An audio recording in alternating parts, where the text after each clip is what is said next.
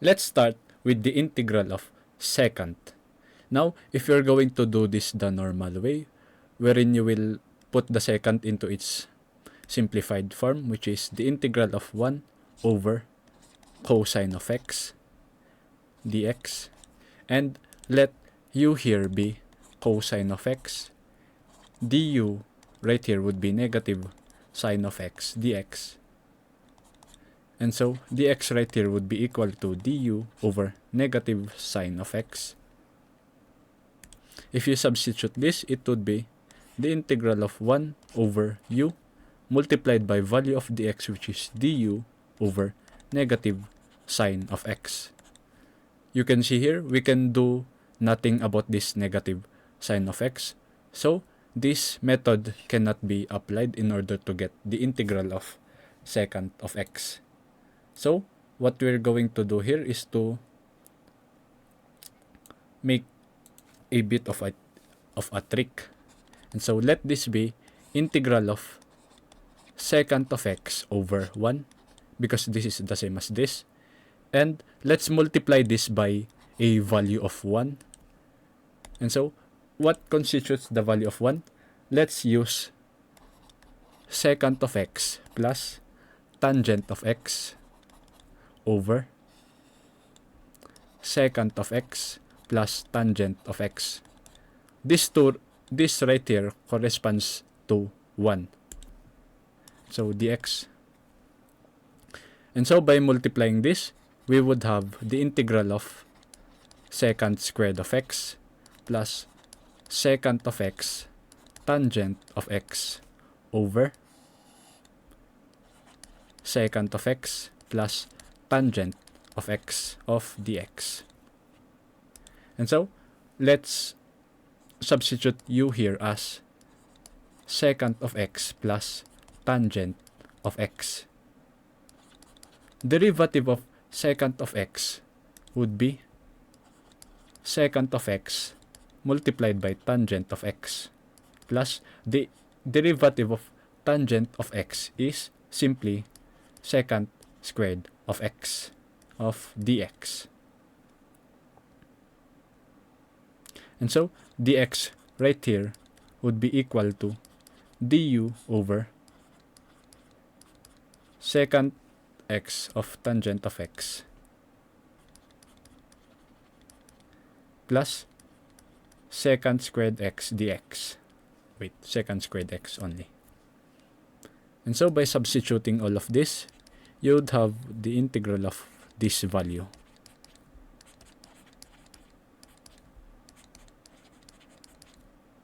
Over u, because this corresponds to the value of u.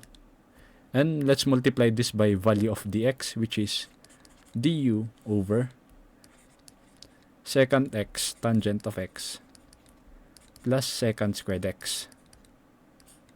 And so, as you can see here, this secant x tangent of x would cancel, and secant squared x would cancel each other out.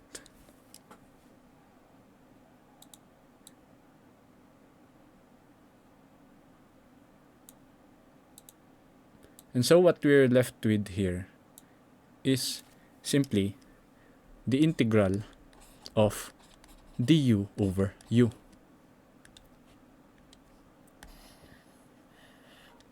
The integral of du over u would be equal to natural log the absolute value of u plus c. And now, we will substitute u back. And thus, the integral of secant of x is equal to natural log of secant x plus tangent of x plus the constant of integration.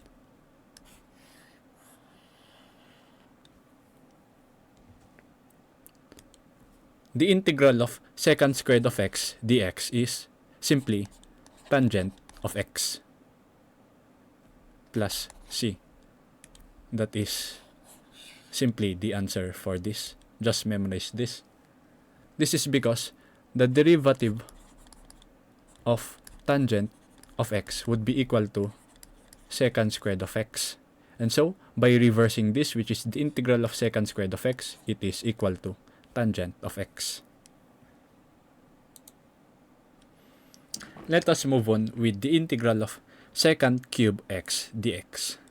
What you're going to do here first is to factor out secant squared.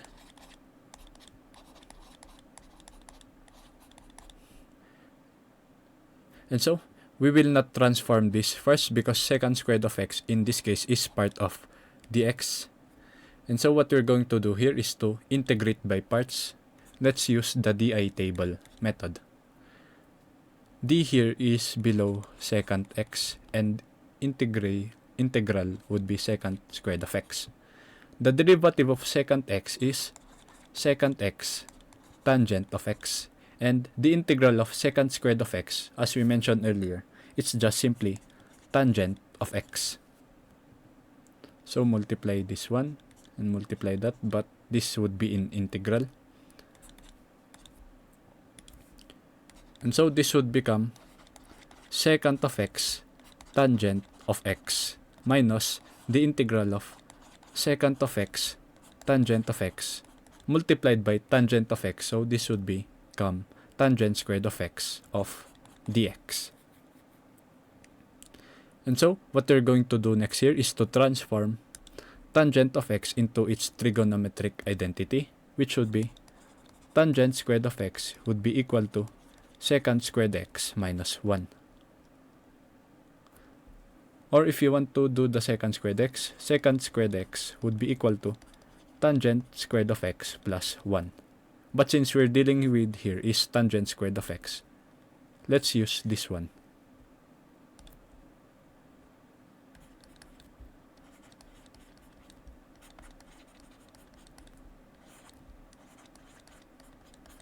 So this would be secant squared x minus 1 of dx. And so distributing this, we would have secant cube of x, because secant x multiplied by secant squared of x, minus secant x of dx. Let me just make some space here.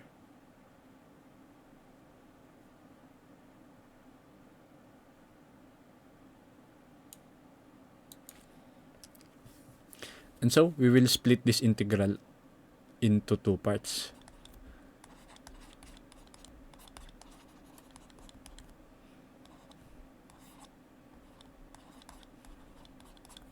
This is negative and this is negative, so this will turn out as positive integral of secant x dx.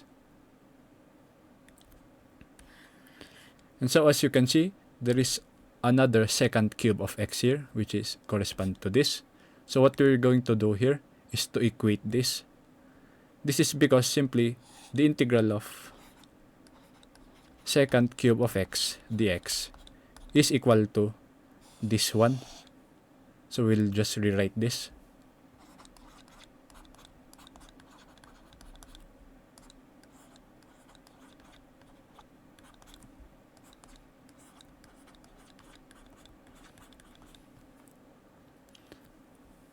And so let's add secant cube of x to both sides. Integral of secant cube, I mean.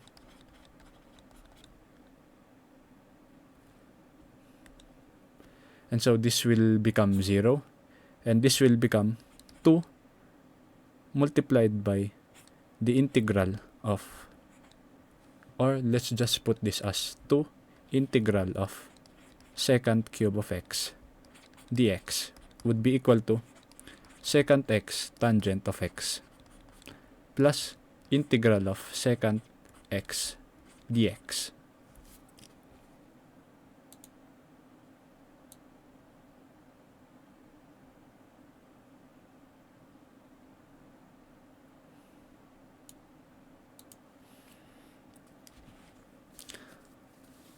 So we first got to integrate this in order to simplify.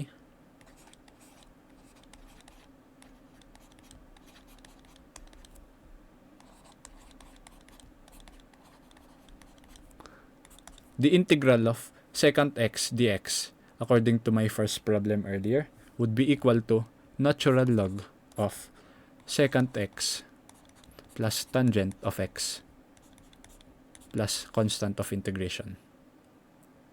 And so we're going to get rid of 2 here. So let's multiply both sides by 1/2.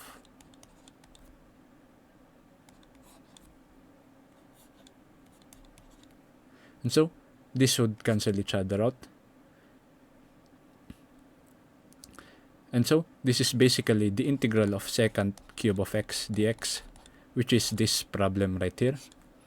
And so the final answer would this would be equal to 1/2 multiplied by secant x tangent of x plus the natural log of absolute value of secant x plus tangent of x plus c.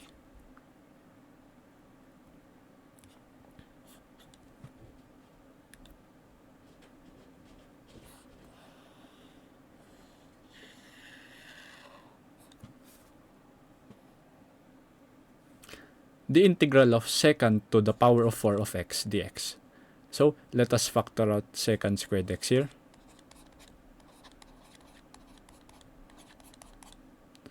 And so since this is part of dx, we have here a secant squared of x. And so we can finally substitute this into its trigonometric form, which is secant squared of x would be equal to tangent squared of x plus 1. And so this would be the integral of tangent squared of x plus 1 multiplied by secant squared of x dx.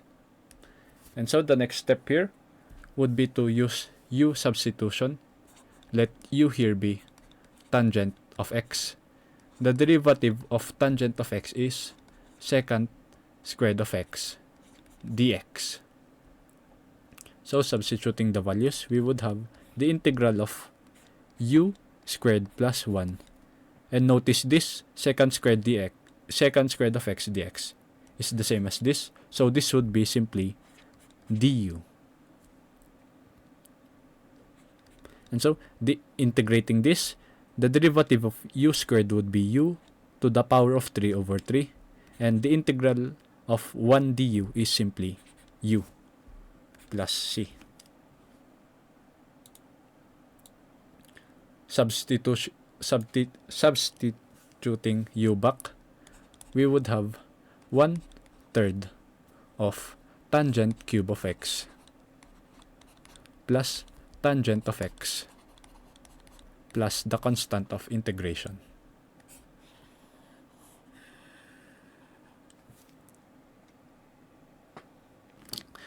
The integral of secant to the power of 5 of x dx. So we will factor out once again secant squared of x here. And let's use integrating by parts. Let us use the di table method. Let d here be on secant cube of x and I will be secant squared of x. So the derivative of secant cube of x would be 3 secant squared of x, because 3 minus 1 would be 2, and multiply this by the integral of this inner function, which is secant x tangent of x. And so this would be 3 secant cube of x tangent of x.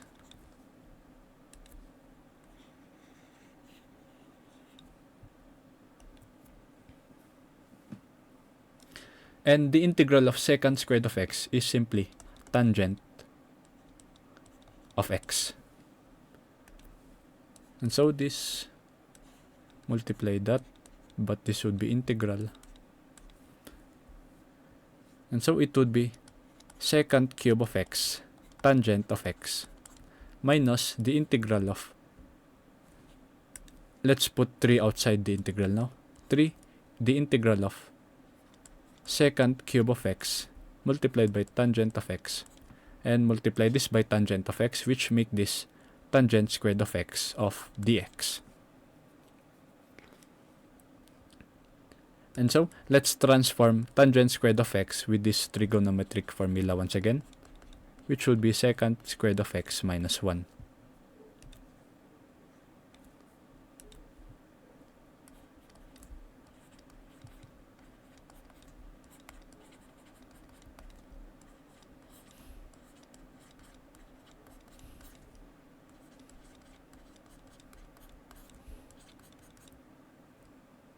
And so, distributing this, we would have this stuff.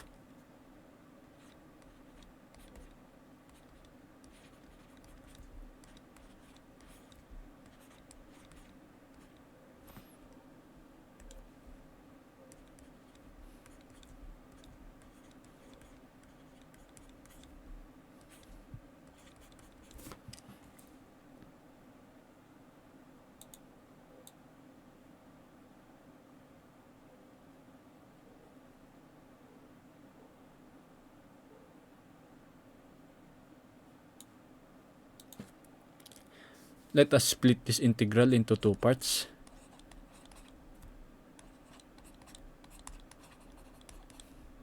So this would be 3 integral of secant to the power of 5 of x dx. This is negative and this is negative, so this makes it positive integral 3 integral of secant cube of x of dx.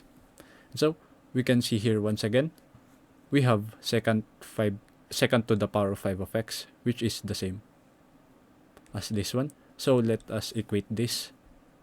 The integral of secant 5 of x dx would be equal to this value right here.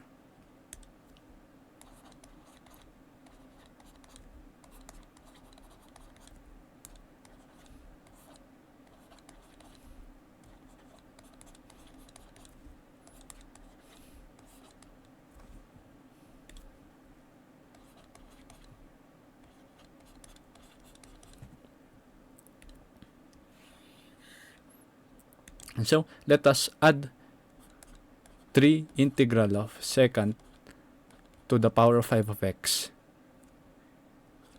dx to both sides.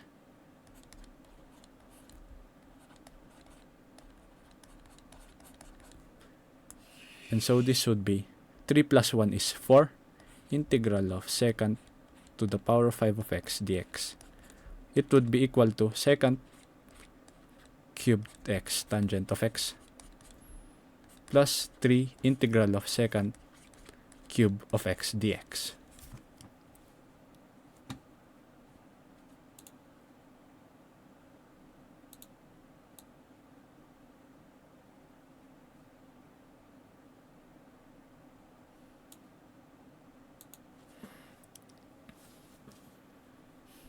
So first, we can just like multiply 1/4 to both sides.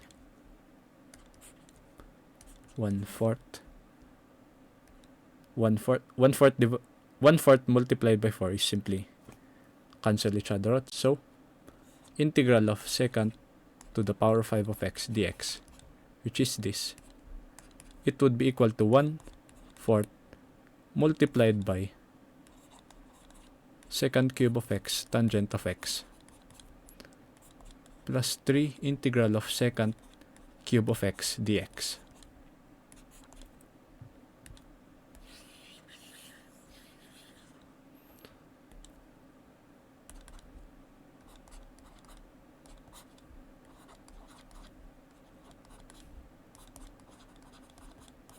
And so, the integral of secant cube of x dx, it's been in my earlier problem, so I will not be solving this once again. So I will just be putting the straight answer. So this would be 3 multiplied by 1/2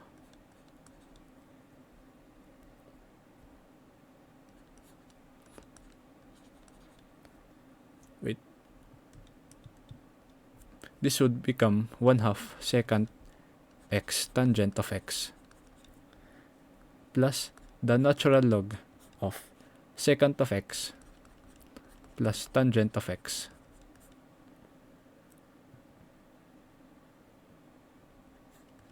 plus c. And so the final answer here would be equal to 1/4 multiplied by secant cube of x tangent,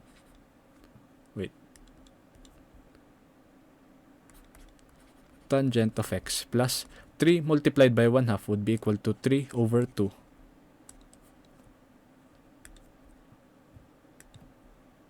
of secant x tangent of x.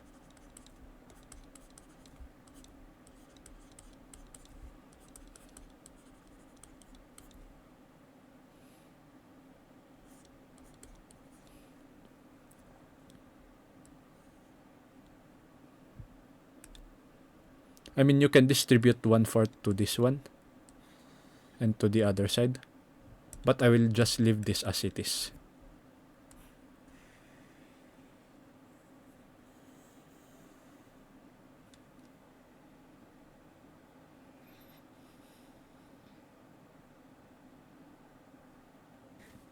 Lastly, the integral of secant to the power of 6 of x dx. So, we will factor out secant squared of x here once again.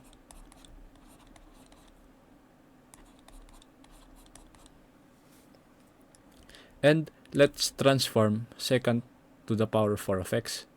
But first, let's just factor this. Wait, not factor. So this would be secant squared of x raised to the power of 2 of secant squared of x dx. And so let's transform this into its trigonometric identity.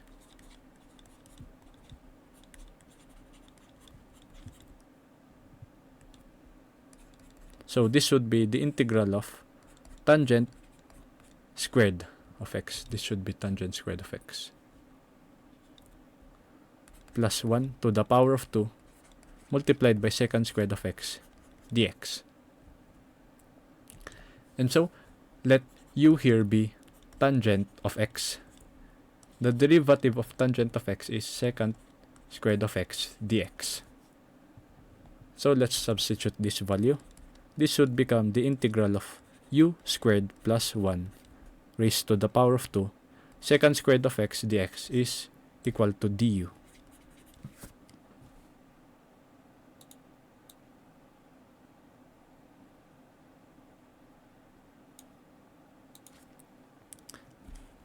And so let's expand this expression. This should be u to the power of 4 plus 2u squared plus 1 of du.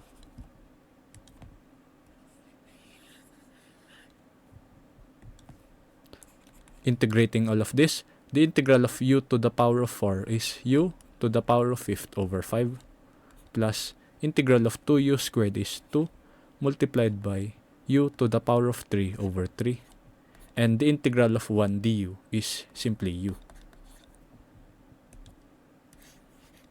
And so by substituting u back, you will have the final answer of 1 over 5 multiplied by tangent to the power of 5 of x plus 2 over 3 multiplied by tangent of to the power of 3 of x plus tangent of x plus c.